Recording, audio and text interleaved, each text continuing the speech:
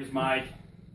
A little bit about myself. I'm a firefighter EMT for Suffolk County Fire Rescue. I'm going for my paramedic currently and my AS degree.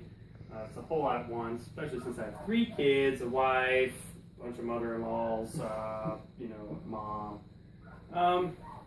Today I brought you here to talk about fire safety and awareness, which is a big deal. And you might be asking, oh, you're a firefighter. You love to fight fire. That's what you got into this for. And why are you teaching us about fire safety? You want us to catch your house on fire, but you might be wrong, because if you look, firefighters are the only people who constantly, it's the only industry who constantly tries to put ourselves out of business. We're always trying to make things better, always make them safer, always make you more aware, because a fire is the worst case scenario. You're going to lose your house, your belongings, everything that you have to a fire. So we're going to do anything we can to prevent that. Now, I'd like to go around and learn a little bit about everybody. Your name? Cody. And what do you do for a living? Dig holes. Oh, I started there. And your name? My name is Heather. And what do you do for a living? I'm in the waste industry. And your name? Bridget. And you do? I do the same thing as Heather, and I'm in the waste industry. Okay, so I sell Heather, trash, baby. Heather, Bridget, and Cody. All right, so we'll go ahead and get started. I made this lovely PowerPoint. If I can get it to work, then we'll go with that. Fire safety and awareness, keeping yourself safe. That's what it's all about.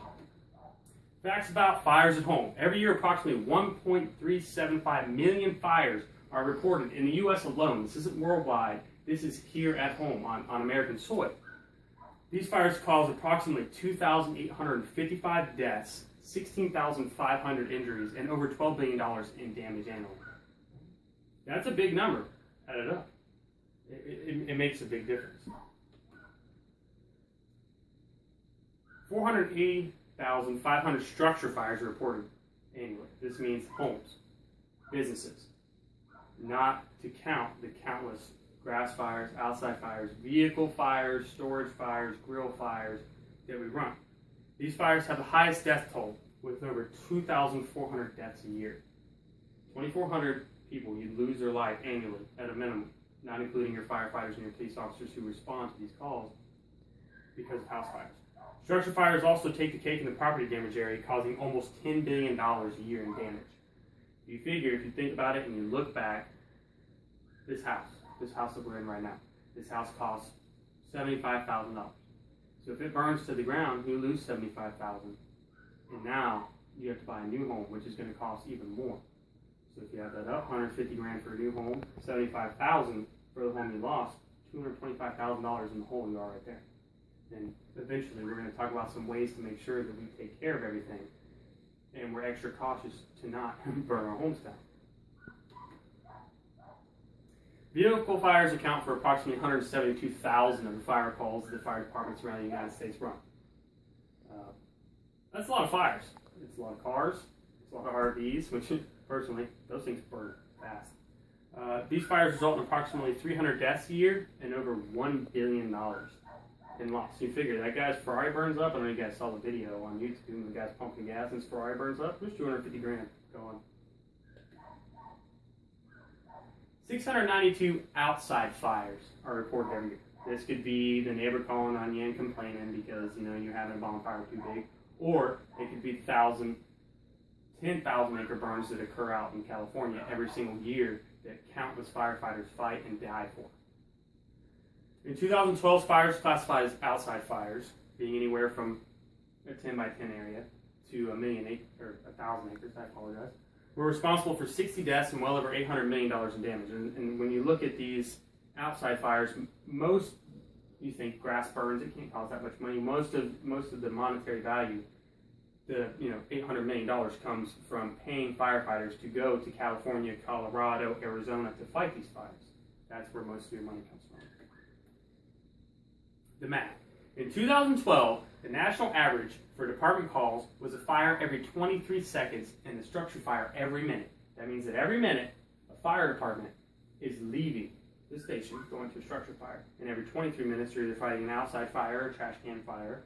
Or 23 seconds, they're fighting an outside fire, trash can fire, building fire, whatever it may be. 1 civilian fire death. One person dies every 3 hours And a fire-related injury, whether it be a burn or whether it be anything, happens every 32 minutes. Now, another thing to keep in point, people don't always die from burns. You could have third-degree burns of your entire body and live. So your injuries are terrible, and your deaths are terrible. Every 32 minutes, somebody could get a third-degree burn. Or it could be something as small as a little flash burn from an oven. But these are serious facts. Common causes of fire: cooking equipment, arson, and children. Electrical fires, candles, lighting, chemicals, and gases. Those are just to name a few. Now, if anybody could guess, look at this list. What is the number one cause of structure fires? What is the number one cause of home fires? Go ahead. Home fires or electrical fires? Close. I Close. say cooking equipment. Cooking equipment. Cooking equipment accounts for over 67% of structure fires.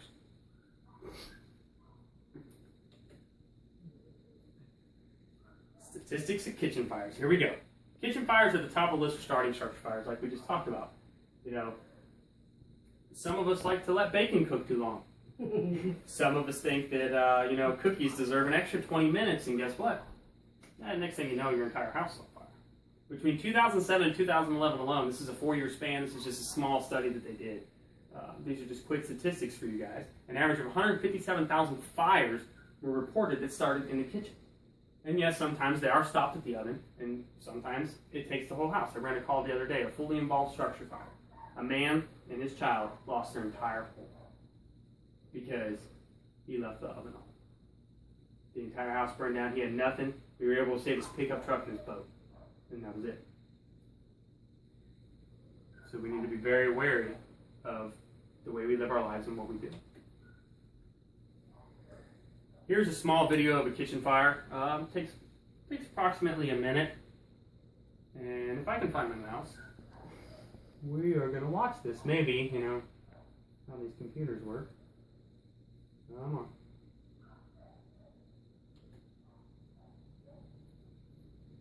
on. And if your chip pan catches fire, don't panic. Just follow these instructions. This is also giving you instruction on how to fight Turn off the kitchen heat. fire by yourself. 2. Run a cloth under a tap and wring it out. 3. Cover the pan and then wait until it's cooled right down. Don't try and move the pan, and whatever you do, don't throw water over the fire. The effects can be devastating. And that was a kitchen burn victim in this video. One thing I want to add, that video was not time-lapse. That was real time. So throw water on your grease fire or your oil fire, and within 20 seconds your kitchen's going to be involved in flames. It's not a joke. It's fast. The heat grows rapidly. You're more than likely going to lose your house. We live in a very rural area. We have a 12-minute response time at a minimum, and that's one engine. We only have 1,000 gallons of water. We are not very effective at fighting a fully involved structure fire. So we're going to harp on being cautious. And now it's said to put a rag on top of the pot. That's a very good idea. It is. But when you're cooking with a pot, make sure you have the lid next to you at all times. You may not need the lid. You may be boiling chicken. Make it a habit to keep that lid with you. Because if that catches fire, throw the lid on top and stand back. Fire needs oxygen. It has to have oxygen to breathe. When you cover it, you starve it of oxygen. Same thing with your oven. Personally, I've had a freak out. Had some buddies over. We were all in the fire academy. All of us. We were cooking pizza. And the pizza fell down in the burner. We were all having a good time talking, and all of a sudden my oven's on fire. The inside of my oven. And I open it and I'm freaking out. And one guy's over there spraying it with the little faucet thing, and we were all freaking out, and then it hit me. Training, close the oven. Close your oven. Don't touch it. Close it. Back away. Your oven is airtight. Your oven is going to starve that fire. No matter what, it's going to starve it. And if it doesn't, run. Run fast, because it's a mean fire. Somebody needs to run. Okay, change slides. Come on.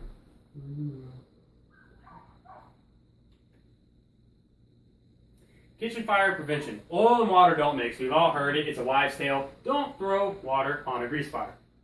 Because as you saw from the video, it's just going to make it spread. It's going to make it worse. They react very volatile. Don't do it. This is where your extinguishers, which we'll talk about later, come into hand. A 3-foot buffer for children.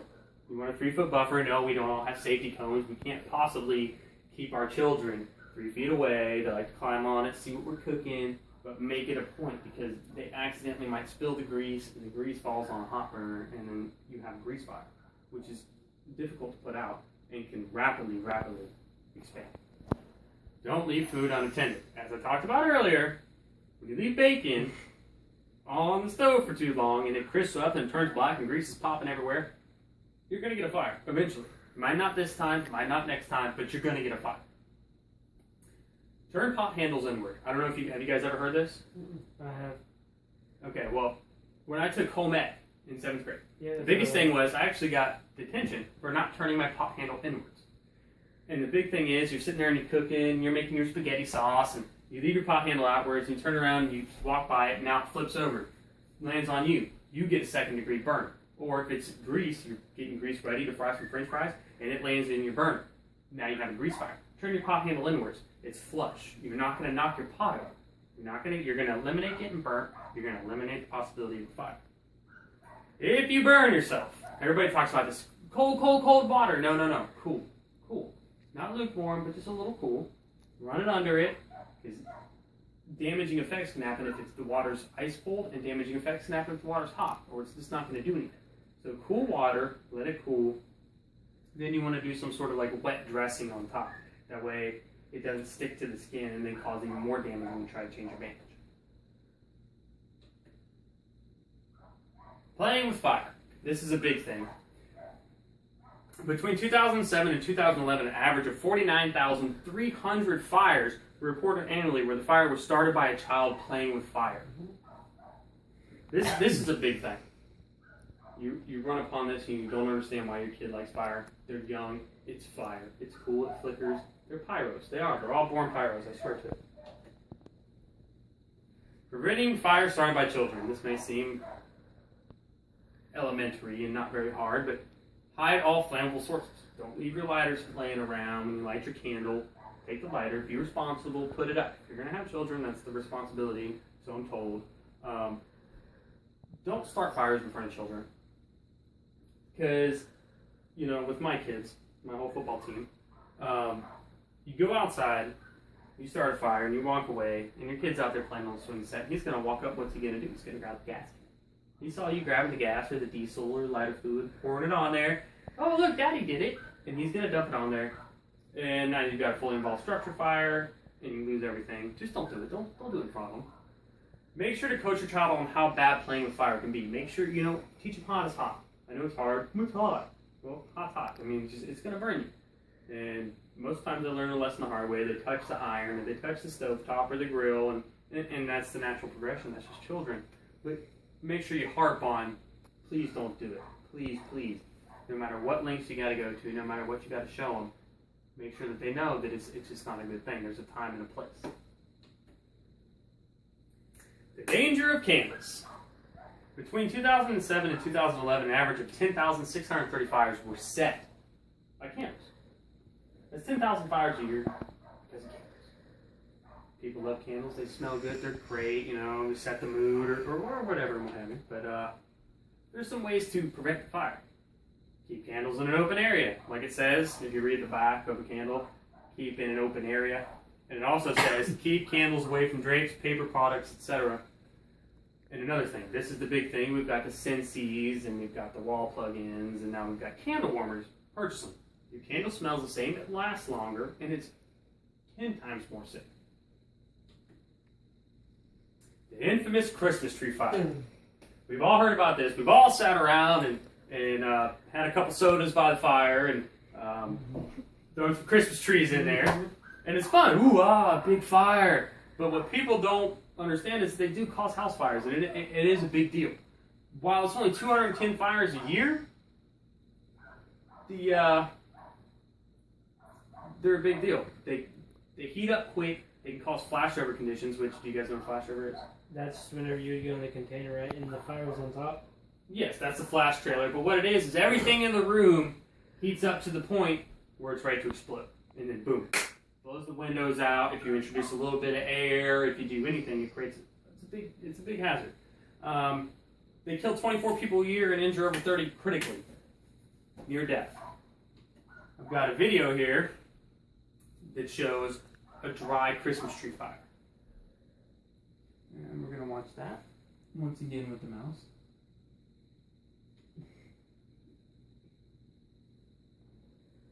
This is actually, it's a pretty cool study. This certain company does all these fires. Now watch this. Within 5 seconds, or within 10 seconds, watch. That's within That's 10 like seconds. 10 seconds, and you see how the dark smoke is starting to fill up? Everything's heating up. It's going to flash over eventually. Look, the fire's out. Now you've got your couch, your table, your other couch, your TV set's fixing to catch on fire. 30 seconds. See how the dark smoke is at the roof?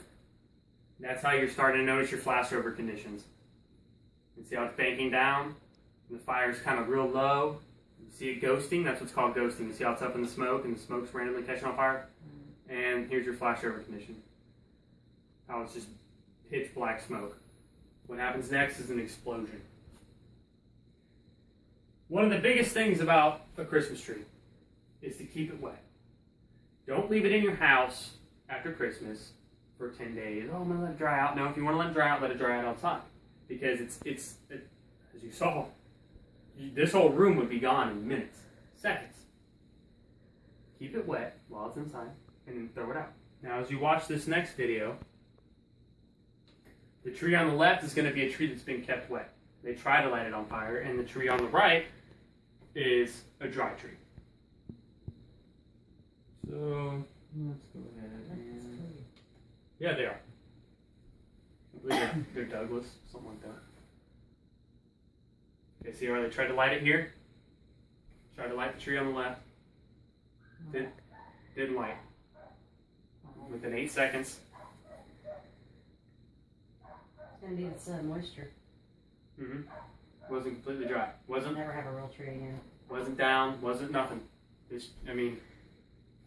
Well, I guarantee the moisture content on this one was over 100%, which means it was well watered, and this one was less than 10%. How many of us have forgot to water our tree for 2-3 days? And look, 33 seconds. And imagine if your roof is above that. Most of these roofs are just made of gypsum board or something very light. It's going to catch on fire, and most of the time it's the finishing on your roof. Now you got fire rolling over your entire roof. It's spreading into your kitchen. Now just, pardon the language, but everybody's kind of up a creek without a paddle.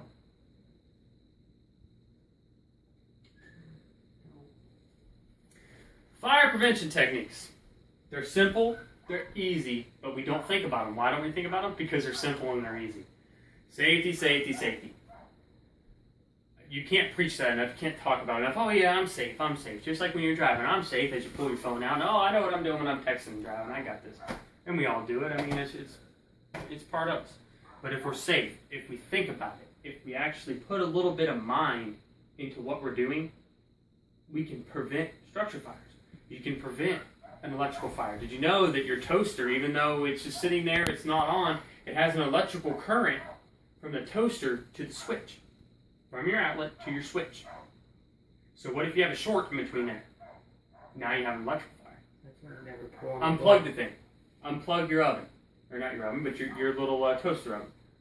If you can unplug it, unplug it. Because if it's got electricity running through it, it can start a fire. Don't leave food unattended. It's the safety things that we talk about. Common sense, that plays all on it. It really is common sense. Just if you look back and think about it, we go to school for years to learn these things. But if you watch and you look at the progression, it's just most fires could be prevented from just common sense. Detection equipment and civilian fire suppression. That's what we call it, a civilian fire suppression. What it is an extinguisher we're putting a lid on top of your pot. Smoke and CO2 detectors. They're very important. They're vital. You need to have them throughout your home, whether if you're a freak about it, you want one in every room, or if you want one every 20 foot, or if you want one, however you want to do it. You want 2, 3, 10, 20, that's great. make sure you maintain and inspect your fire detectors. Whether, I mean, you can't really inspect a plastic fire detector, but you can look at it. Is it corroded? Is it broken? And push the button once a month. Push the test button, and when this one chirps, here after a second, the one over there should chirp. And then the one over there should chirp. They should chirp simultaneously, and what that is it sets each one off to let you know if the fire's in here and you're back there, you hear the fire. You know what's going on. Another thing is don't waste money on them. Don't buy the little cheap one. Go get a decent one. You can even go to your fire department. Every fire department has smoke detectors. You can walk up. We don't know you. It doesn't matter. If you say, I need smoke detectors, we're going to give you smoke detectors. If you need us to come change the battery because you don't have a ladder and it's too hot, come tell us. We'll come change your battery. And extinguishers. These can be one of the single most important things that you can have in your house. I recommend having 2, 3, 4 of them. Have one in the garage, one in the kitchen, one in the bathroom, wherever. Easily accessible, ready. Don't spare the money. Once again, don't buy a cheap extinguisher that you see at the flea market that's $3. No, it's $3 probably because it's expired. Read the date. They have dates. They go bad. The chemicals inside go bad. And can anybody here tell me what this means? What PASS means? P-A-S-S. P-A-S. Can anybody tell me what that means? Can anybody tell me how to properly use an extinguisher? How to use an extinguisher? Pull the pin, point it away from you, and if like there's a fire. Well, I would hope not. I don't think I would take the extinguisher. Spray in my face. I mean. No, but like if there's a fire, don't spray like over it. Spray at the bottom of it. Right. Okay. P stands for pull. Pull pin. A stands for aim. When you aim at the base of a fire. And why is because the base of the fire is actually what's burning. The flames up top that you see, that's just a flame. There's nothing burning up there. You aim at the base of the fire. The first S is for squeeze. Squeeze the trigger. And the second S is for sweep. Sweep side to side. And what your goal is to coat this fire. And it's gonna suffocate the oxygen out. And it's going to put the fire out. It's basically like putting a lid on a pan. And always purchase a dry chemical extinguisher. It's the basic household. If you go anywhere, it's good for, It's good for, grease fires. It's good for electrical fire. And it's good for, regular structure fire, regular wood or paper or whatever. It's good for everything. It's a commonplace item. You can find it at Home Depot, Lowe's, not the flea market. Let's not do the flea market. You can find it pretty much anywhere. And finally, the long-awaited conclusion. Maybe. Well, it's supposed to go. Anybody have any questions? So I shouldn't leave my crock pot on during the day, plugged in? No, that's a negative. Okay. If you're gonna I cook do that a lot. if you're gonna cook an 8-hour roast, you need to be home for 8 hours. Okay. Because if something happens, what if? Yeah, you put it on medium, but what if all of a sudden your little temperature gauge spikes? Now it's on high. Now it boils over. Now you got hot shit everywhere. And sorry, my apologies. And it can cause a fire. Materials have certain ignition points. So if that's 300 degrees and this piece of paper ignites at 100 degrees, for example, then So you really shouldn't leave anything plugged in? No. Why do you think they make the doormats say turn off your straightener? Yeah, it's for a reason. Comments? And like whenever they teach you in home ec, you go to unplug like an appliance, never pull the cord, pull it by the base where it plugs in. Right. So it doesn't cause a short. Exactly. Any comments or complaints? Complaints you can write on a piece of paper. Yeah. Now here's what we're going to do. I'm going to go around to each of you and I'm going to ask you something that you learned. Cody, one thing that you learned. P-A-S-S. What does it stand for?